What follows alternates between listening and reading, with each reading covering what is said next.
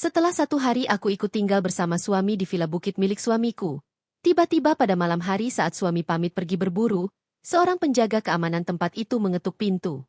Wajahnya pucat dan tangannya gemetar. "Bu, Anda harus pergi sekarang sebelum suami Anda kembali dari perjalanan berburunya. Tolong ikut saya ke gudang lama di villa ini. Ada sesuatu yang harus Anda lihat." Lututku melemah saat aku membuka pintu masuk dan melihat apa yang tersembunyi di dalamnya. Aku tak menyangka. Sebelum ceritanya dimulai, silakan tulis di kolom komentar dari daerah mana saja teman-teman yang menonton cerita ini. Jangan lupa like dan subscribe agar channel ini bisa semakin berkembang dan bisa mempersembahkan cerita yang lebih menarik lagi. Mobil sedan hitam mengkilap itu melaju perlahan menembus kabut tebal yang menyelimuti jalanan menanjak menuju puncak bukit. Di dalamnya duduk sepasang suami istri yang baru saja mengikat janji suci 1 bulan lalu. Nadia menatap keluar jendela, melihat pepohonan pinus yang menjulang tinggi seolah menjadi pagar betis raksasa yang memisahkan mereka dari dunia luar. Di sebelahnya, Arman menyetir dengan satu tangan santai, sementara tangan lainnya menggenggam erat jemari Nadia. Wajah Arman terlihat begitu tampan dengan rahang tegas dan senyum yang tidak pernah lepas dari bibirnya. Dia adalah sosok suami sempurna di mata semua orang, kaya raya, perhatian, dan memperlakukan Nadia bak seorang ratu. Villa yang mereka tuju adalah properti pribadi milik Arman, sebuah tempat peristirahatan yang dijanjikan sebagai surga tersembunyi untuk bulan madu kedua mereka. Nadia merasa menjadi wanita paling beruntung di dunia karena bisa mendapatkan hati pria seperti Arman. Namun ada sedikit rasa ganjil yang menyelinap di hatinya saat melihat palang besi gerbang villa yang begitu tinggi dan runcing. Seolah dirancang bukan hanya untuk mencegah orang luar masuk, tetapi juga mencegah orang dalam untuk keluar. Villa itu berdiri megah di atas tebing, dikelilingi oleh hutan lebat yang sunyi. Arsitekturnya modern, namun terasa dingin dengan dominasi kaca dan beton. Begitu mereka tiba, sinyal ponsel Nadia langsung hilang total. Arman dengan tenang menjelaskan bahwa tempat ini memang sengaja dibuat tanpa gangguan sinyal agar mereka bisa fokus satu sama lain. Nadia hanya mengangguk tanda mengerti, meskipun dalam hati kecilnya ia merasa sedikit terisolasi. Hari-hari pertama di villa itu berjalan layaknya mimpi. Arman benar-benar memanjakan Nadia. Setiap pagi Nadia akan terbangun dengan aroma kopi dan roti panggang yang sudah disiapkan Arman. Mereka menghabiskan waktu dengan berjalan-jalan di taman depan, membaca buku di perpustakaan pribadi, atau sekadar duduk berdua memandang lembah yang tertutup kabut. Arman sangat romantis. Tutur katanya lembut dan tatapannya selalu penuh cinta. Nadia merasa aman berada di sisi suaminya. Meskipun suasana villa itu terkadang terasa terlalu sepi dan luas untuk ditinggali hanya berdua, hanya ada satu orang lain di sana, yaitu Pak Wiryo, seorang penjaga keamanan tua yang tinggal di pos depan dekat gerbang. Pak Wiryo adalah sosok yang pendiam. Wajahnya selalu tertunduk dan jarang sekali berbicara kecuali jika ditanya. Namun di balik keindahan dan kenyamanan itu, Arman menerapkan beberapa aturan yang cukup aneh dan ketat. Nadia dilarang keras mendekati area belakang villa, terutama sebuah bangunan tua yang menyerupai gudang besar yang tertutup tanaman rambat. Arman beralasan bahwa bangunan itu sudah rapuh dan berbahaya serta menjadi tempat penyimpanan bahan kimia untuk perawatan kolam renang. Selain itu, Arman juga melarang Nadia menyalakan lampu taman atau membuka tirai jendela lebar-lebar saat malam hari. Alasannya adalah agar tidak mengundang serangga hutan atau hewan liar masuk ke area teras. Nadia yang penurut tidak pernah membantah. Dia percaya sepenuhnya bahwa semua larangan itu demi kebaikannya sendiri. Memasuki hari kelima, perubahan sikap Arman mulai terlihat samar namun nyata. Kelembutan yang biasa ia tunjukkan perlahan berganti menjadi sesuatu yang lebih intens dan gelisah. Arman sering terlihat menatap Nadia lama-lama tanpa berkedip dengan sorot mata yang sulit diartikan. Nadia kadang memergoki Arman sedang tersenyum sendiri saat melihatnya sedang makan atau merapikan jilbab. Senyuman itu bukan lagi senyum hangat, melainkan seringai tipis yang membuat bulu kuduk Nadia meremang tanpa alasan jelas. Siang itu, Arman mengatakan bahwa ia akan pergi berburu nanti malam. Ia bercerita bahwa hutan di belakang villa sedang musim babi hutan, dan ia ingin mencoba senapan barunya. Nadia sebenarnya ingin melarang karena merasa khawatir membiarkan suaminya sendirian di hutan malam hari. Namun Arman bersikeras dengan nada tegas, bahkan sedikit membentak, sesuatu yang belum pernah ia lakukan sebelumnya. Nadia terkejut. Namun ia memilih diam agar tidak merusak suasana liburan mereka. Malam pun tiba. Angin bukit bertiup lebih kencang dari biasanya, membuat suara desing yang menakutkan di sela-sela jendela kaca. Arman keluar dari kamar dengan penampilan yang sangat berbeda. Ia mengenakan jaket tebal berwarna gelap, celana kargo, dan sepatu bot tinggi yang kokoh. Di punggungnya tersandang tas besar berisi peralatan, dan di tangannya ia menenteng sebuah senapan laras panjang yang terlihat sangat terawat. Wajah Arman tampak segar. Matanya berbinar penuh semangat. Seolah ia akan pergi ke pesta meriah, dan bukan ke hutan gelap yang berbahaya. Nadia berdiri di ambang pintu, meremas jemarinya yang dingin. Ia merasa berat melepas suaminya pergi. Ada firasat buruk yang mengganjal di dada. Seolah ini adalah kali terakhir dia akan melihat Arman. Nadia mencoba tersenyum, menyembunyikan kekhawatirannya, lalu mendekat untuk mencium tangan suaminya sebagai tanda pamit. Saat Nadia mendekatkan wajahnya ke tubuh Arman, hidungnya menangkap aroma yang sangat aneh. Itu bukan aroma parfum mahal yang biasa Arman pakai. Bukan pula aroma hutan atau tanah basah. Aroma itu tajam, amis, dan membuat perut mual. Itu adalah bau darah segar. Nadia tertegun. Matanya membelalak menatap jaket Arman. Jaket itu terlihat bersih. Tidak ada noda sedikit pun. Tetapi baunya begitu kuat, seolah baru saja direndam dalam cairan merah pekat itu. Nadia mendongak menatap mata Arman dengan penuh tanda tanya. Namun Arman tidak tampak gugup. Ia justru menatap Nadia dengan tatapan dingin yang menusuk tulang. Arman mendekatkan wajahnya ke telinga Nadia. Hembusan napasnya terasa panas di kulit leher istrinya. Dengan suara rendah dan datar yang membuat jantung Nadia seakan berhenti berdetak, Arman berbisik. "Jangan tunggu aku pulang. Tidurlah yang nyenyak. Sayang." Nada bicaranya terdengar seperti perintah sekaligus ancaman halus. Setelah mengucapkan itu, Arman menegakkan tubuhnya, menyeringai lebar, lalu berbalik tanpa menoleh lagi. Ia berjalan mantap menuju kegelapan hutan, meninggalkan Nadia yang terpaku di beranda villa. Suara langkah kaki Arman yang berat terdengar menjauh, lalu hilang ditelan suara angin malam. Nadia masih berdiri di sana, mematung dengan rasa bingung dan takut yang mulai menjalar ke seluruh tubuhnya. Bau anyir darah itu masih tertinggal di hidungnya, menjadi tanda tanya besar yang mengerikan. Mengapa suaminya berbau darah padahal dia belum mulai berburu? Dan mengapa tatapan matanya tadi terlihat seperti bukan Arman yang ia kenal selama ini? Nadia buru-buru masuk ke dalam rumah dan mengunci pintu rapat-rapat, berharap semua ketakutan ini hanyalah imajinasinya saja. Sepeninggal Arman, kesunyian di dalam villa terasa mencekam dan menekan jiwa. Villa yang tadinya terasa mewah kini berubah menjadi labirin sunyi yang penuh bayang-bayang menakutkan. Nadia duduk bersimpuh di atas sajadah di ruang tengah, mencoba mencari ketenangan dengan membaca ayat-ayat suci dari Al-Quran kecil yang selalu ia bawa. Suara lantunan ayat yang ia baca dengan lirih memantul di dinding-dinding kaca yang dingin, menjadi satu-satunya sumber suara yang menenangkan di tengah gemuruh angin di luar. Jam dinding berdetak dengan irama yang terasa lambat dan menyiksa. Setiap detiknya seolah menghitung mundur menuju sesuatu yang tidak diketahui. Nadia berusaha khusyuk, namun pikirannya terus melayang pada bau darah di jaket Arman dan tatapan dingin suaminya tadi. Rasa kantuk sama sekali tidak menghampirinya. Justru kewaspadaannya meningkat tajam.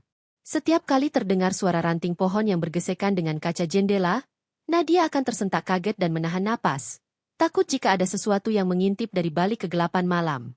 Waktu menunjukkan tepat pukul 11 malam ketika ketenangan semu pecah. Terdengar suara ketukan di pintu depan.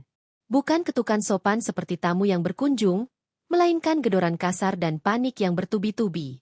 Jantung Nadia berdegup kencang, nyaris melompat dari dadanya. Dia mematung. Siapa yang datang tengah malam begini di tempat terpencil seperti ini? Pikiran pertamanya adalah Arman. Mungkin Arman kembali karena ada barang yang tertinggal atau dia terluka saat berburu. Nadia segera bangkit, merapikan mukenanya, lalu berjalan hati-hati menuju pintu utama. Dia mengintip melalui lubang intip di pintu, tetapi kaca itu buram karena embun malam. Gedoran itu terdengar lagi. Kali ini disertai suara panggilan yang tertahan dan serak. Suara itu bukan suara Arman. Itu suara laki-laki tua yang terdengar sangat ketakutan. Dengan ragu dan tangan gemetar, Nadia membuka kunci pintu perlahan. Begitu pintu terbuka sedikit, angin kencang langsung menyeruak masuk membawa hawa dingin yang menusuk tulang. Di sana berdiri Pak Wiryo. Kondisinya sangat memprihatinkan dan jauh dari biasanya. Wajahnya pucat pasi seperti mayat.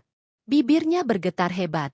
Matanya terbelalak liar menatap ke sekeliling seolah takut ada yang mengawasi. Pak Wiryo tidak mengucapkan salam atau basa-basi. Dia langsung mencengkeram lengan Nadia. Sebuah tindakan lancang yang tidak pernah ia lakukan sebelumnya. Napasnya tersengal-sengal seperti orang yang baru saja berlari jauh dikejar setan. Nadia terkejut dan refleks mundur. Namun cengkeraman Pak Wiryo begitu kuat, karena didorong oleh kepanikan yang luar biasa. Dengan suara berbisik penuh teror, ia berkata, "Bu, Anda harus pergi sekarang. Sebelum Pak Arman kembali, nyawa Anda dalam bahaya." Nadia kebingungan dan mencoba melepaskan tangannya, bertanya apa maksud perkataan Pak Wiryo. Ia masih berusaha berpikir positif, mengira mungkin Pak Wiryo sedang sakit atau berhalusinasi. Namun Pak Wiryo menggeleng keras. Air mata ketakutan mulai menggenang di matanya yang keriput. Ia menegaskan bahwa nyawa Nadia sedang terancam dan malam ini adalah malam penentuan nasibnya. Pak Wiryo berkata bahwa dia tidak bisa diam lagi melihat kekejaman yang akan terjadi. Kata-katanya meluncur cepat, tidak beraturan, namun intinya jelas. Nadia harus lari. Nadia mulai merasakan ketulusan dari rasa takut Pak Wiryo. Tidak mungkin orang tua ini berakting seemosional ini di tengah malam buta jika tidak ada bahaya nyata. Tanpa memberi kesempatan Nadia untuk bertanya lebih lanjut atau mengambil barang-barang, Pak Wiryo menariknya keluar dari villa. Nadia yang masih bingung akhirnya menurut. Langkah kakinya terseret mengikuti Pak Wiryo menembus halaman villa yang gelap gulita. Mereka tidak menuju ke gerbang depan, melainkan berbelok ke arah samping menuju area yang selama ini dilarang keras oleh Arman untuk didatangi. Mereka menuju ke gudang tua yang tertutup tanaman rambat itu. Angin malam menampar wajah Nadia, menerbangkan ujung jilbabnya. Tanah yang basah membuat langkah mereka berat, dan beberapa kali Nadia hampir tergelincir. Rasa takut mulai menjalar, bukan lagi karena hantu atau kegelapan, tetapi karena ketidaktahuan akan apa yang sebenarnya terjadi. Mengapa mereka harus ke gudang? Apa yang disembunyikan Arman di sana? Pertanyaan-pertanyaan itu berputar di kepala Nadia. Namun mulutnya terkunci rapat melihat punggung Pak Wiryo yang gemetaran di depannya. Sesampainya di depan pintu gudang tua yang besar dan terbuat dari kayu tebal, Pak Wiryo berhenti. Ia merogoh saku celananya dengan tangan yang sulit dikendalikan, mengeluarkan sebuah kunci besi berkarat. Nadia memperhatikan dengan napas tertahan. Ia bisa melihat keringat dingin mengucur deras di pelipis Pak Wiryo meskipun udara malam itu sangat dingin. Sambil berusaha memasukkan anak kunci ke lubang gembok, Pak Wiryo menoleh ke arah Nadia dengan tatapan iba sekaligus ngeri. Ia berbisik dengan suara yang nyaris hilang ditelan angin. "Pak Arman, tidak pernah berburu hewan. Hutan ini kosong dari babi hutan. Yang ia buru adalah sesuatu yang seharusnya disayangi dan dilindungi." Kunci itu akhirnya berputar dengan bunyi klik yang nyaring di kesunyian malam. Pak Wiryo mendorong pintu gudang yang berat itu hingga terbuka lebar. Kegelapan di dalam gudang tampak lebih pekat daripada malam di luar. Namun Pak Wiryo segera menyalakan senter yang ia bawa dan mengarahkannya ke dalam ruangan. Cahaya senter menyapu kegelapan, menyingkap apa yang tersembunyi di dalamnya. Nadia menyipitkan mata, mencoba memfokuskan pandangannya. Hal pertama yang menyambut inderanya bukanlah tumpukan barang bekas atau peralatan kolam renang seperti yang dikatakan Arman. Hal pertama yang menyerangnya adalah bau menyengat. Bau formalin tajam bercampur aroma anyir darah kering. Bau yang persis sama dengan bau di jaket Arman tadi. Lutut Nadia seketika terasa lemas. Ia berpegangan pada kusen pintu agar tidak jatuh. Di bawah sorotan senter Pak Wiryo yang bergoyang-goyang, Nadia mulai melihat isi gudang itu. Ruangan itu ditata rapi. Terlalu rapi untuk sebuah gudang. Dan isinya membuat darah Nadia berdesir hebat. Di sana, rahasia kelam suaminya tersimpan rapi, menunggu untuk ditemukan oleh mangsa berikutnya. Udara di dalam ruangan terasa jauh lebih dingin daripada udara malam di luar. Seolah ada pendingin ruangan industri yang dinyalakan pada suhu terendah. Suara dengungan mesin pendingin mengisi kesunyian, bersahutan dengan detak jantung Nadia yang memburu. Pak Wiryo mengarahkan senternya ke dinding. Apa yang terlihat di sana membuat Nadia merasa mual seketika. Ruangan itu bukan gudang, melainkan sebuah galeri. Galeri kematian. Dinding-dindingnya dicat gelap, menciptakan suasana suram yang menekan dada. Di sepanjang dinding, Tergantung 4 bingkai foto besar yang disorot lampu kecil dari langit-langit, layaknya pameran seni di museum. Namun objek pameran di sini bukan lukisan, melainkan kenangan akan kematian. Nadia mendekat ke foto pertama dengan langkah gemetar. Di dalam bingkai itu terlihat wajah seorang wanita cantik yang sedang tersenyum bahagia sambil memeluk Arman. Mereka mengenakan baju pengantin. Wanita itu memiliki rambut panjang dan senyum manis. Tipe wajah yang, entah mengapa terasa mirip dengan Nadia. Di bawah foto itu terdapat kotak kaca yang memajang sebuah gaun pengantin. Gaun itu tampak kusam dan tua. Namun yang membuat Nadia menutup mulutnya karena ngeri adalah noda gelap di bagian dada gaun tersebut. Noda darah yang sudah mengering bertahun-tahun. Di sebelah gaun itu tergeletak sebuah anak panah patah dan sebuah cincin pernikahan. Nadia menahan napas saat melihat desain cincin itu. Cincin itu memiliki ukiran dan bentuk berlian yang persis sama dengan cincin yang melingkar di jari manisnya. Sebuah plakat kuningan kecil tertempel di bawah kotak kaca itu. Tertulis, Laras, tahun kematian. Air mata Nadia mulai mengalir. Ia beralih ke foto kedua, ketiga, dan keempat. Polanya selalu sama. Foto pernikahan bahagia. Gaun pengantin yang rusak parah. Ada yang robek di perut. Ada yang penuh lumpur dan darah. Ada yang berlubang bekas tembakan. Nama-nama mereka terukir jelas. Intan, Rani, Dewi. Mereka semua adalah istri-istri Arman sebelum Nadia. Wanita-wanita malang yang dijanjikan surga dunia, dibawa ke vila terpencil ini, dimanjakan dengan cinta palsu. Hanya untuk diakhiri hidupnya secara brutal.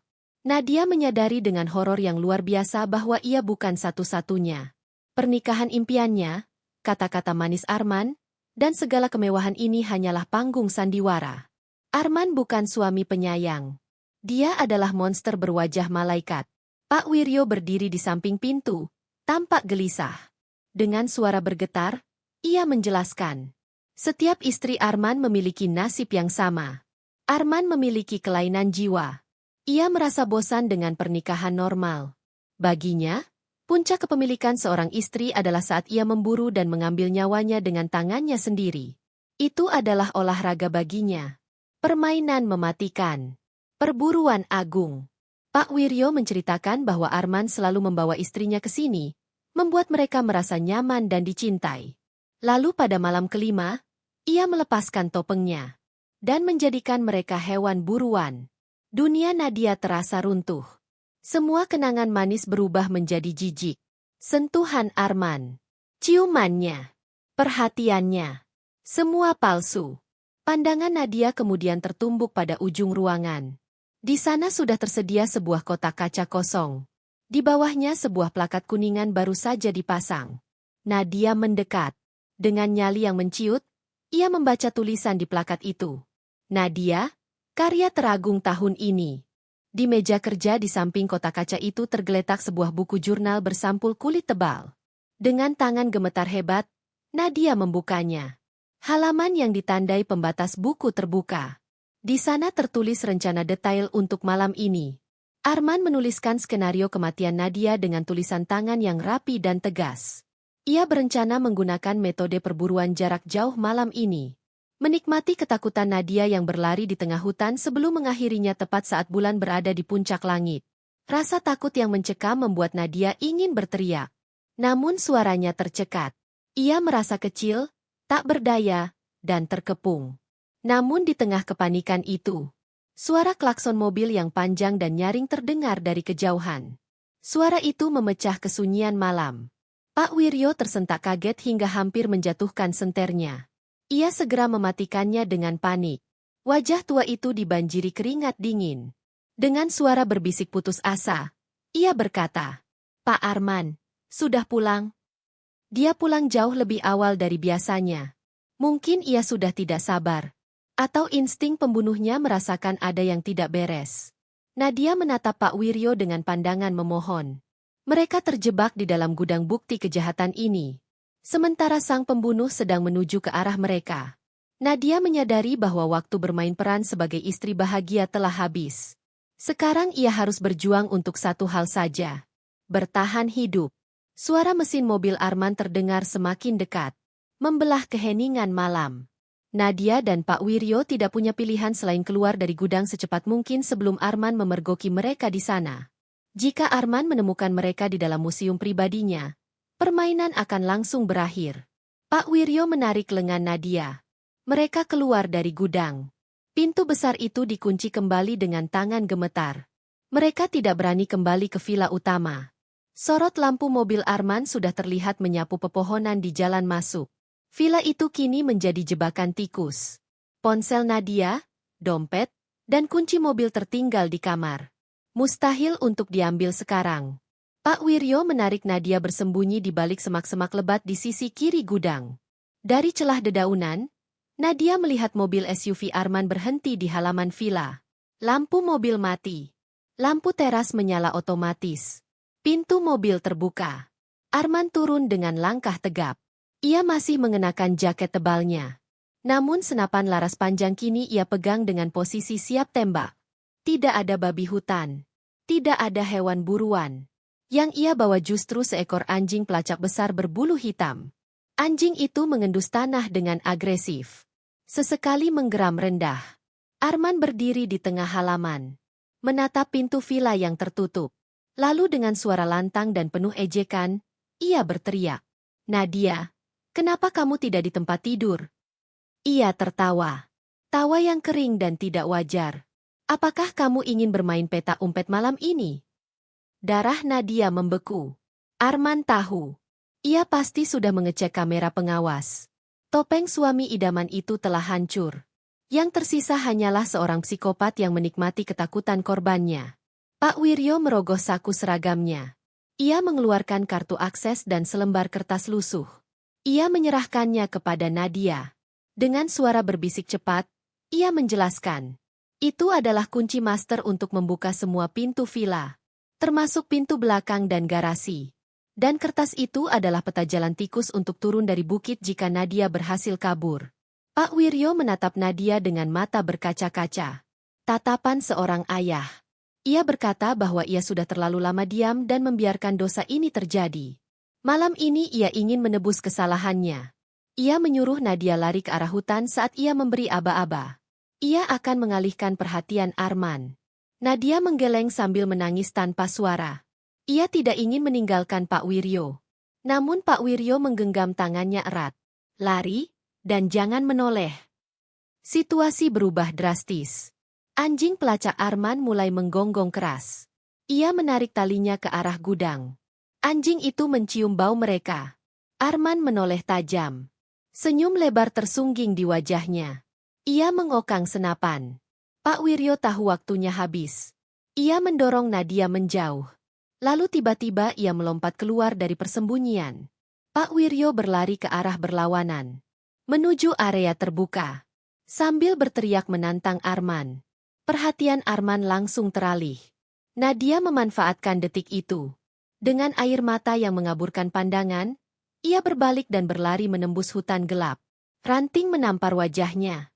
Duri menyangkut di gamisnya. Namun ia terus berlari. Beberapa detik kemudian. Dor!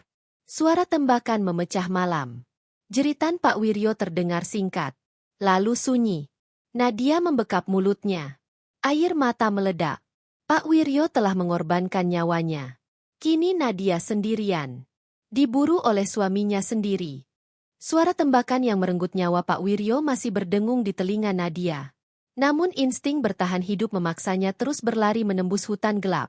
Napasnya memburu. Tenggorokannya terasa perih. Air mata terus mengalir. Ia berlari tanpa arah, hanya ingin menjauh dari sumber bahaya. Namun perlahan akal sehatnya kembali bekerja. Nadia menyadari satu hal mengerikan. Hutan ini adalah wilayah kekuasaan Arman. Ia mengenal setiap jengkal tanah. Dan ia memiliki anjing pelacak. Nadia tidak mungkin berlari lebih cepat daripada anjing terlatih. Jika ia terus masuk ke hutan, ia hanya akan menjadi mangsa empuk. Nadia berhenti di balik pohon besar. Mengatur napas. Berpikir. Ia teringat kartu akses dan peta dari Pak Wiryo. Jalan tikus menuju desa terlalu jauh. Tanpa kendaraan, ia tidak akan selamat. Sebuah rencana nekat muncul. Satu-satunya peluang. Kembali ke villa. Arman pasti mengira ia lari menjauh. Ia tidak akan menyangka buruannya justru kembali ke sarang. Dengan keyakinan rapuh namun satu-satunya harapan, Nadia memutar arah. Ia bergerak mengendap-endap, memanfaatkan bayangan pohon. Ia menuju pintu belakang villa. Jantungnya berdegup setiap kali ranting patah di bawah kakinya. Sesampainya di pintu dapur, tangannya gemetar saat menempelkan kartu akses. Beberapa detik terasa seperti selamanya. Bunyi bip pelan terdengar. Lampu indikator berubah hijau. Pintu terbuka. Nadia segera masuk dan menutupnya perlahan. Keheningan di dalam villa terasa berbeda. Udara dingin. Berbau pengharum mahal. Kontras dengan bau darah di luar. Ia harus ke kamar utama. Mengambil kunci mobil dan ponselnya. Rencananya sederhana. Pelaksanaannya mematikan. Nadia melepas sepatu. Berjalan jinjit di lantai marmer. Matanya mengawasi setiap sudut. Namun baru beberapa langkah. Suara mesin mekanik berdengung dari seluruh rumah. Nadia terlonjak. Dari jendela kaca, ia melihat teralis besi turun otomatis. Menutup semua pintu dan jendela. Pintu depan. Pintu belakang. Semua terkunci. Villa mewah itu berubah menjadi penjara. Arman telah mengaktifkan sistem keamanan. Nadia berlari kembali ke pintu dapur. Panel sensor mati. Pintu terkunci rapat. Ia terjebak. Rasa panik mencekik dadanya. Ia terkurung bersama pembunuhnya. Suara langkah kaki berat terdengar dari pintu depan. Diikuti gonggongan anjing. Arman sudah masuk. Suara siulannya menggema. Ia melantunkan lagu pernikahan mereka. Dengan nada sumbang. Nadia tahu ia harus bersembunyi. Ia tidak bisa tetap di lantai bawah. Dengan sisa keberanian, ia naik ke lantai 2. Setiap langkah di tangga adalah pertaruhan nyawa. Sesampainya di atas, ia bingung. Kamar tamu terlalu terbuka. Kamar mandi tanpa jalan keluar. Pilihan terbaik sekaligus terburuk. Kamar utama. Di sana ada walk-in closet besar. Tempat yang bisa menyembunyikannya. Dan di sana pula kunci mobilnya. Nadia masuk ke kamar. Ruangan itu rapi. Tempat tidur tertata sempurna. Seolah mengejek kekacauan. Ia meraih ponselnya dinakas. Layar mati. Baterai dicabut. Arman sudah merencanakan semuanya. Ia membuka laci. Kosong. Arman selangkah lebih maju. Terdengar langkah kaki menaiki tangga. Santai. Percaya diri. Arman menuju lantai 2. Nadia tidak punya waktu. Ia berlari ke dalam walk-in closet. Masuk ke bagian terdalam. Di balik deretan gamis dan mantel. Ia meringkuk. Menutup mulut. Menahan napas. Pintu kamar terbuka. Langkah sepatu bot Arman terdengar. Tok, tok, tok. Irama kematian. Air mata Nadia mengalir dalam diam. Ia mendengar Arman membuka laci. Menggeser kursi. Lalu hening. Tiba-tiba suara Arman terdengar. Bukan berbicara langsung. Seolah berbicara kepada penonton. Dengan nada dibuat-buat sedih. Ia berkata, "Istriku tercinta, di mana kamu bersembunyi? Permainan ini akan lebih seru kalau kamu keluar." Nadia tetap diam. Tubuhnya gemetar. Lalu terdengar bunyi bip. Monitor CCTV di dinding menyala. Cahaya layar menyelinap ke dalam lemari. Nadia mengintip melalui celah baju. Arman berdiri menatap layar CCTV. Ia tertawa kecil. Lalu menatap kamera. Seolah menatap Nadia. Ia tahu Nadia ada di rumah. Ia memuji keberanian Nadia kembali ke sarang. Lalu mengeluarkan pistol. Meletakkannya di tempat tidur. Dengan teatrikal. "Aku beri kamu 5 menit untuk berdoa. Sebelum aku membuka setiap lemari di lantai ini." Darah Nadia membeku. Ia tahu Arman hanya mempermainkannya. Ia tidak bisa menunggu. Saat Arman masuk ke kamar mandi dan menyalakan keran air, kesempatan tipis muncul. Nadia keluar dari lemari. Tubuhnya kaku. Namun adrenalin memaksanya bergerak. Ia tidak keluar lewat pintu. Ia menuju panel kayu di dinding. Pintu rahasia menuju ruang kerja Arman. Ruangan terlarang. Ia menemukan tuas tersembunyi. Panel bergeser. Lorong gelap terbuka. Nadia menyelinap masuk. Menutup panel tepat saat Arman kembali dari kamar mandi. Di belakang dinding, ia mendengar Arman membuka lemari. Tertawa marah. Nadia kini berada di ruang kerja. Ruangan luas. Bau kayu tua. Rak buku tinggi. Di tengah ruangan, meja mahoni besar. Di atasnya, tumpukan dokumen. Nadia menyalakan korek kecil. Menyinari kertas. Polis asuransi jiwa. Nama-nama yang ia kenal. Lars, Intan, Rani, Dewi. Stempel. Klaim disetujui. Jumlah uangnya fantastis. Uang darah. Bisnis Arman bangkrut. Gaya hidup mewahnya dibiayai dari kematian istrinya. Nadia menemukan berkas atas namanya. Polis baru aktif hari ini. Nilai terbesar. Ahli waris tunggal. Arman. Air mata Nadia jatuh. Namun kali ini bukan karena takut. Karena marah. Saat Nadia masih memegang berkas asuransi itu dengan tangan gemetar, tiba-tiba seluruh lampu di villa padam total. Kegelapan pekat langsung menelan ruangan. Nadia segera mematikan korek apinya agar tidak terlihat. Suara dengungan genset terdengar sayup-sayup. Namun lampu tidak menyala kembali. Hanya lampu indikator kecil yang berkedip lemah. Arman telah mematikan aliran listrik utama. Beberapa detik kemudian, suara Arman terdengar menggema melalui sistem interkom di langit-langit. Sistem itu rupanya menggunakan baterai cadangan. Suaranya tenang, dingin, menikmati situasi. Mode berburu malam aktif. Nadia, sayang, aku tahu kamu ada di ruang kerjaku.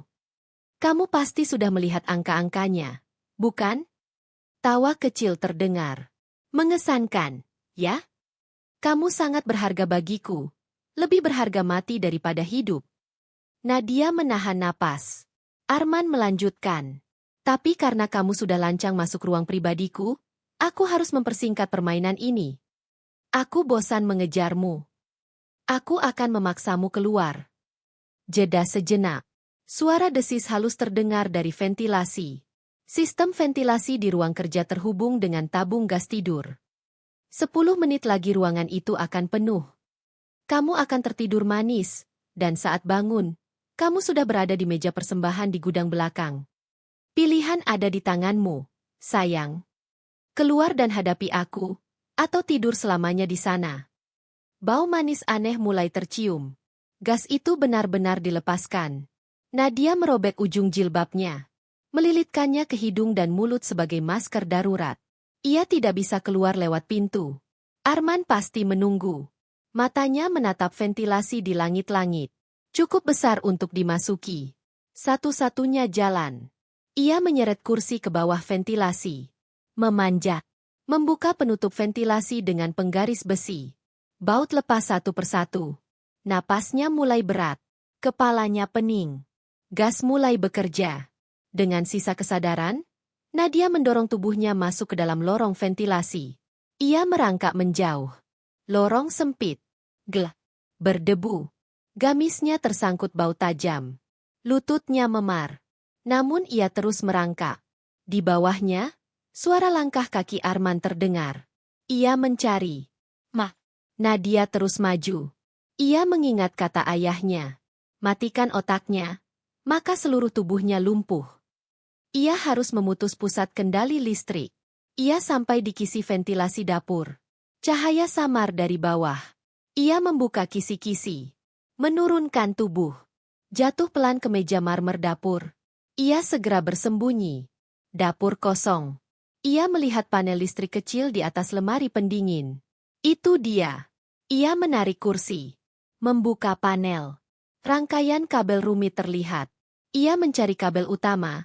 Hitam dengan garis kuning. Ia turun.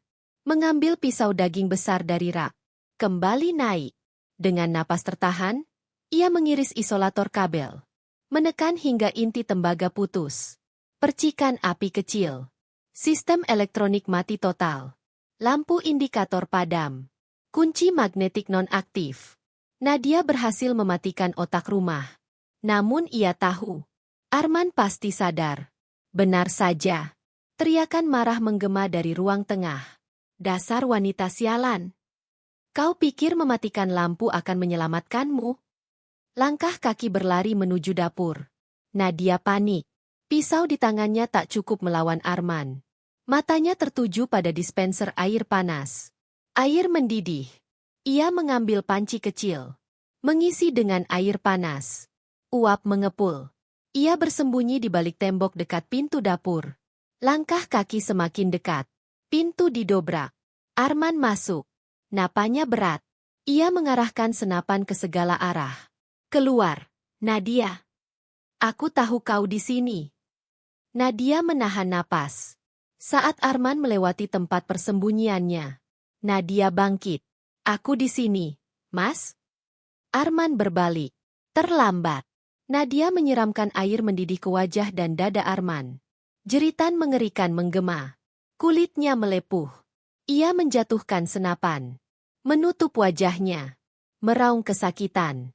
Nadia tidak menunggu. Ia berlari ke pintu basement. Satu-satunya tempat yang bisa ia jadikan pertahanan terakhir. Ia membuka pintu. Mas. Membantingnya tertutup. Di atas sana, Arman meraung marah. Ruang bawah tanah itu terasa seperti dunia lain. Suhunya jauh lebih rendah daripada di lantai atas. Dingin menusuk hingga ke tulang. Udara lembab bercampur aroma beton basah dan daging mentah dari ruang penyimpanan. Lampu darurat berwarna oranye berkedip-kedip, menciptakan bayang-bayang panjang yang menakutkan. Nadia berdiri di tengah ruangan beton luas itu. Napasnya membentuk uap putih. Ia menatap sekeliling. Tidak ada jendela. Tidak ada jalan keluar. Hanya satu pintu besar berwarna perak di ujung ruangan. Pintu cold storage. Di sampingnya panel kendali suhu digital masih menyala. Nadia menyadari satu hal. Ia telah memojokkan dirinya sendiri. Di atas sana, Arman yang terluka dan murka akan segera turun. Nadia tidak bisa lari lagi. Ia harus mengakhiri semuanya di sini. Matanya tertumbuk pada lantai di depan pintu cold storage. Plat besi bergelombang. Berbeda dari lantai beton di sekitarnya. Ia teringat pernah melihat Arman membuang limbah daging melalui pintu itu. Itu adalah pintu jebakan. Lubang pembuangan dalam dan licin. Di dinding ada panel tuas bertuliskan floor. Tuas itu terkunci gembok kecil. Nadia mengambil tabung pemadam kebakaran dari dinding. Memukulkannya ke gembok. Seli. 2 kali. 3 kali. Gembok hancur. Ia menarik napas panjang. Rencananya berisiko. Ia harus memancing Arman berdiri di atas plat besi itu. Lalu menarik tuas sebelum ia diserang. Suara pintu basement terbuka. Langkah kaki berat menuruni tangga. Diseret. Penuh amarah. Nadia menendang ember logam. Suara gaduh menggema. Aku di sini, Arman, teriaknya. Sosok Arman muncul dari kegelapan. Wajahnya mengerikan. Kulit melepuh. Mata kanan bengkak tertutup. Mata kiri melotot penuh kebencian. Di tangannya, pisau berburu besar. Kau, wanita jalang yang cerdik. Kau merusak wajahku, merusak asetku. Ia melangkah maju. Pisau teracung. Aku akan mengulitimu pelan-pelan. Nadia mundur perlahan. Tangannya meraba tuas di belakang punggung. Ia harus menunggu. Kenapa, Mas? Tanya Nadia, mengulur waktu. Apa salah kami? Laras, Intan, Rani, Dewi, kami mencintaimu. Arman tertawa. Kalian lemah, membosankan. Nyawa kalian adalah uang bagiku. Ia kini berdiri di pinggir plat besi. Sedikit lagi. Nadia tiba-tiba berlutut. Menunduk. Seolah pasrah. Ia berdoa dengan suara keras. Ya Allah, ampunilah dosaku. Melihat Nadia menyerah, kewaspadaan Arman menurun. Egonya merasa menang. Ia melangkah maju. Kini berdiri tepat di atas plat besi. Ia mengangkat pisau. Tuhanmu tidak ada di sini. Di villa ini, akulah Tuhan. Nadia mendongak. Tatapannya berubah. Bukan pasrah. Melainkan tekad. Kau salah, Arman. Tuhanku selalu bersamaku. Dan dia baru saja mengabulkan doaku. Nadia menarik tuas sekuat tenaga. Klang. Lantai besi terbelah. Arman kehilangan pijakan. Ia mencoba meraih tepi lantai. Terlambat. Tubuhnya jatuh ke lubang sedalam 5 meter. Jeritannya menggema. Tubuhnya menghantam dasar beton dan es. Kakinya patah. Pisau terlempar. Nadia segera menutup kembali pintu jebakan. Mengurung Arman di ruang pendingin bawah. Ia memutar suhu ke minus 30 derajat Celcius. Dari dalam terdengar teriakan. Ancaman. Makian. Permohonan. Nadia menghancurkan panel suhu dengan batang besi. Percikan listrik keluar. Suhu tak bisa diubah lagi. Ia merosot duduk di lantai. Menangis. Ia selamat. Sang pemburu kini terjebak dalam kandangnya sendiri. Nadia merosot duduk di lantai beton yang dingin. Punggungnya bersandar pada dinding di seberang pintu besi tebal ruang pendingin. Napasnya masih memburu. Di tangannya, ia menggenggam batang besi yang tadi digunakan untuk menghancurkan panel kontrol. Seolah benda itu adalah jimat pelindung terakhirnya. Keheningan menyelimuti basement. Hanya suara tetesan air dari pipa bocor di kejauhan. Lalu, dum, dum, dum. Hantaman keras dari dalam ruang pendingin. Arman memukul pintu besi dari dalam. Teriakannya teredam dinding isolasi. Namun kepanikan dan kemarahannya terasa hingga ke tulang Nadia. Nadia memejamkan mata. Menarik napas panjang. Ia tahu pintu itu tidak akan terbuka. Pintu itu dirancang untuk menahan tekanan dari dalam. Kini menjadi penjara sempurna bagi pemiliknya sendiri. Nadia menatap tombol intercom di dinding. Kabelnya masih tersambung. Dengan ragu, ia menekan tombol bicara. Suara statis terdengar. Lalu suara Arman meledak dari speaker. Ia memaki. Mengancam akan membunuh Nadia dengan cara paling sadis. Namun Nadia hanya mendengarkan dengan wajah datar. Ketika ancaman tak berhasil, nada Arman berubah. Ia mulai membujuk. Menawarkan uang. Harta tersembunyi di luar negeri. Ia memohon. Mengingatkan masa bulan madu. Janji pernikahan. Mengaku mencintai Nadia. Perut Nadia terasa mual. Ia mendekat ke mikrofon. Dengan suara tenang, ia berkata, "Apakah Laras, Intan, Rani, dan Dewi juga memohon seperti ini sebelum kau membunuh mereka?" Hening. Pertanyaan itu menghantam kesadaran Arman. Lalu suaranya berubah. Putus asa. Ketakutan. Suhu di dalam ruang pendingin terus turun. Kakinya patah. Tubuhnya membeku. Ia merintih. Mengeluh kedinginan. Giginya bergemeretak. Ia memanggil ibunya. Memanggil Tuhan. Pria yang mengaku Tuhan kini memohon belas kasihan. Nadia memeluk lututnya. Tidak ada rasa iba. Hanya keadilan dingin. Waktu berlalu. Gedoran melemah. Teriakan berubah gumaman. Lalu, hening. Mesin pendingin berdengung konstan. Nadia menunggu. 10 menit. 20 menit. 1 jam. Tidak ada suara lagi. Arman telah mati. Sang pemburu menjadi patung es di perangkapnya sendiri. Nadia bangkit berdiri. Ia menatap pintu besi itu untuk terakhir kalinya. Ia berbisik. "Selamat tinggal." Ia mematikan intercom. Lalu berjalan menaiki tangga menuju lantai atas. Langkahnya berat, namun lega. Fajar mulai menyingsing. Villa itu tampak seperti bangkai raksasa tanpa listrik. Nadia berjalan ke pintu depan. Mengambil kunci manual darurat. Membukanya. Angin pagi menerpa wajahnya. Aroma embun dan tanah basah memenuhi paru-parunya. Dunia terasa damai. Kontras dengan horor semalam. Di halaman, mobil Arman terparkir miring. Di dekat batas hutan, tubuh Pak Wiryo tergeletak. Air mata Nadia jatuh. Ia berjongkok, menutup mata Pak Wiryo. Membisikkan doa. Berjanji pengorbanannya tidak sia-sia. Nadia berjalan turun dari bukit. Dengan kaki lecet dan tubuh lelah. Setelah hampir 1 jam, ia bertemu seorang petani desa. Pria itu terkejut melihat kondisinya. Nadia meminta diantar ke kantor polisi. Petani itu mengangguk. Di kantor polisi, Nadia menceritakan semuanya. Awalnya polisi ragu. Namun detail cerita dan kunci master meyakinkan mereka. Inspektur Bima memimpin tim ke villa. Di gudang tua, polisi menemukan galeri kematian. Beberapa polisi muntah. Semua cerita Nadia benar. Di basement, pintu cold storage dibongkar. Uap dingin keluar. Di dasar lubang, tubuh Arman membeku. Wajahnya menyimpan teror abadi. Kasus ini menjadi berita nasional. Arman dikenal sebagai monster Villa Bukit. Klaim asuransi ditolak. Namun seluruh aset jatuh kepada Nadia sebagai ahli waris sah. Matahari terbit epilog, 6 bulan kemudian. Seorang wanita berdiri di atas jembatan. Angin sore berembus lembut. Itu Nadia. Wajahnya tenang. Ia memegang kotak kecil. Di dalamnya cincin pernikahan. Ia telah menjual villa.